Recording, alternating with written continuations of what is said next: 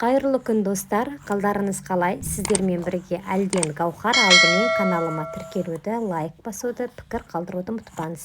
Жеңіл салат жасайтын боламыз. Алдымен суға 3-4 минутта брокколиларды пісіріп алып, ыдысымызға саламыз.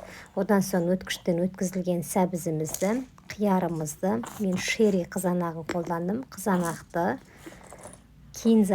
кинзаны жапырақтарын, сарымсақ, ашық қызыл бұрыш, паприка, тұз салып, үстіне ыстық сұйық құйып, жақсылап тұрып араластырамыз. Осы кезде соевый соус қосуды ұмытып кетіппін. Бір ас қасық соевый соус қосып, тағы да бір мәрте араластырып аласыздар. Осылайша дастарханға ұсынсаңыздар болады. Дәмі өте ерекше. Салатты столдың сәнін келтіретіні сөзсіз. Сондықтан жасап көріңіздер. Каналыма тіркелуді ұмытпаңыздар.